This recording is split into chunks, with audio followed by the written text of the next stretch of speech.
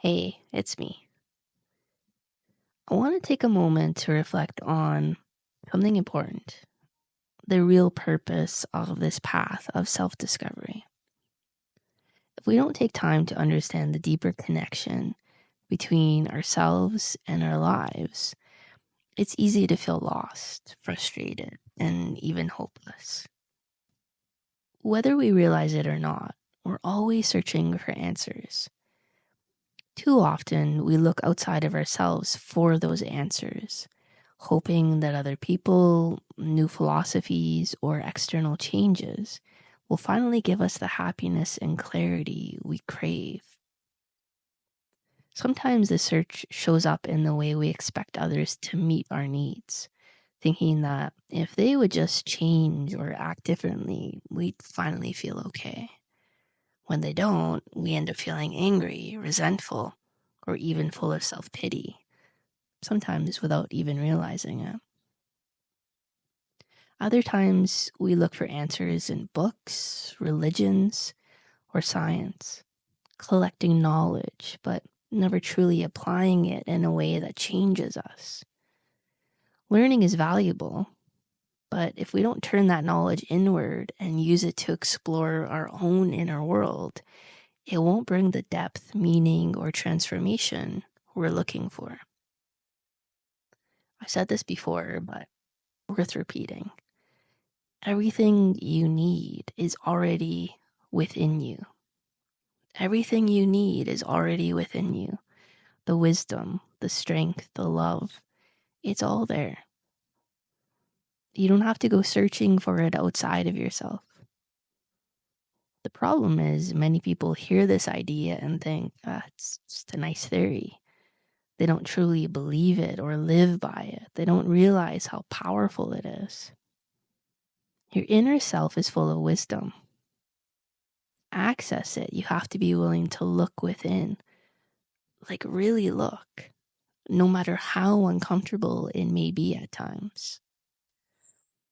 This journey of self-discovery isn't about becoming a better person or finding happiness.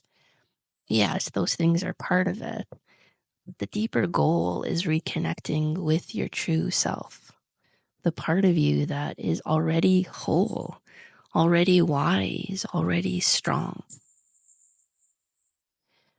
When you make contact with that inner core, everything else starts to fall into place.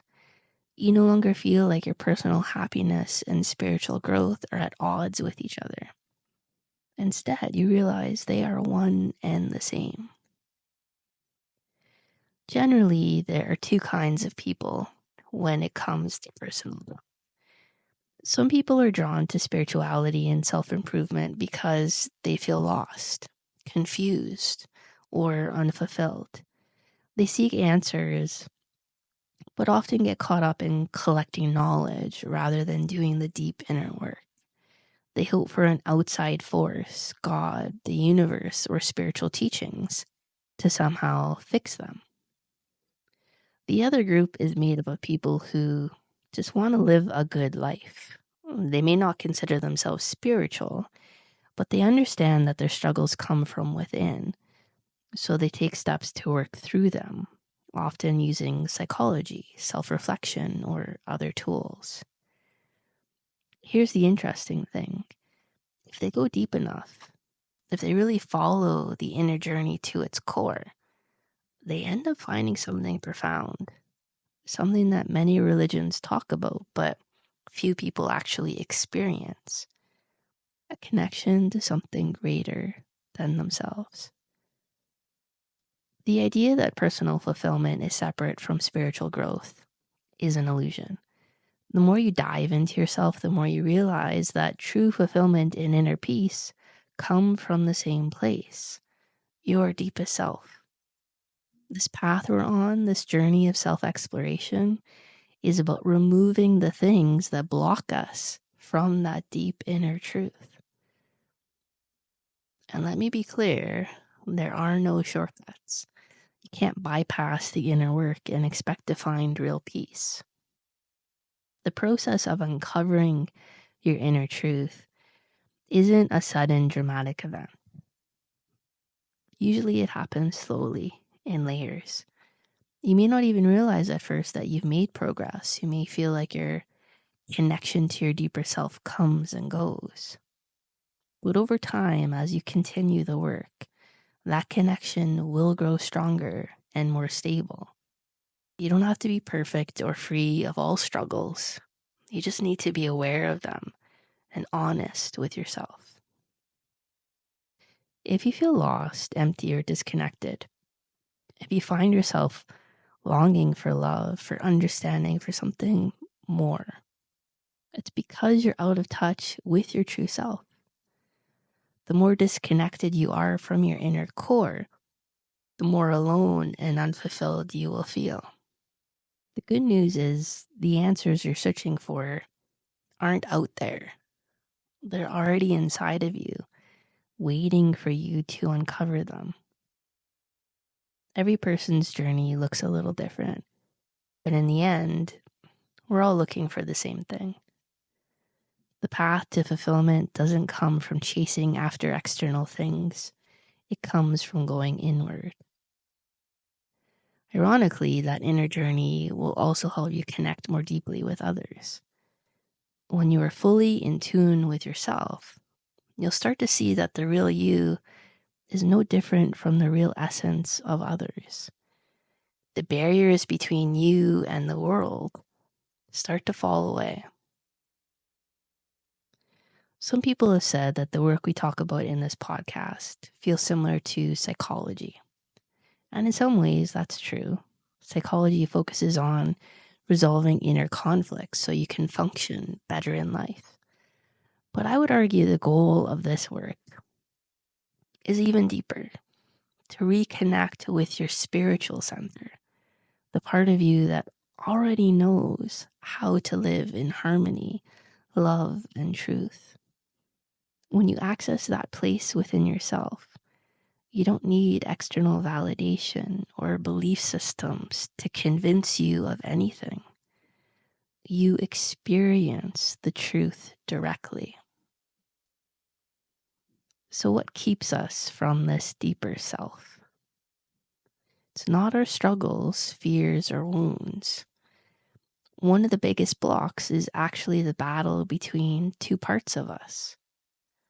The lower self, the part of us that is self-centered, fearful, and resistant to change, and the superimposed conscience, the harsh, judgmental voice that tells us we're not good enough, that we have to be perfect, that we should feel ashamed of our flaws. Most people aren't aware of how strong this battle is inside them. The lower self wants to indulge in its selfishness, while the superimposed conscience tries to suppress it with guilt and impossible standards. And so we become stuck, trapped in an exhausting inner war. But here's the truth. The goal is not to get rid of the lower self. It's to bring it into awareness, to understand it, and to integrate it so it can mature. The problem isn't that you have flaws or selfish impulses. It's that you refuse to look at them honestly. You bury them in guilt, thinking that that will make them go away. But when you deny something, you give it more power. The only way to transform your lower self is to face it without shame. At the same time, the superimposed conscience, the rigid, judgmental voice inside you, is just as harmful. It doesn't actually help you grow. It keeps you in a cycle of self-rejection and inner conflict. When you connect with your real inner self, you won't need a harsh external conscience to tell you right from wrong. Your deeper self already knows the way. So I encourage you to reflect on these questions. How do you react when you notice your own selfishness, anger, or impatience? Do you push it away, pretend it's not there, or feel ashamed? Can you practice looking at it without judgment, just as an observer? Can you see the difference between your true inner wisdom and the harsh, punishing voice of your superimposed conscience? The more you bring awareness to these patterns, the more freedom you'll find.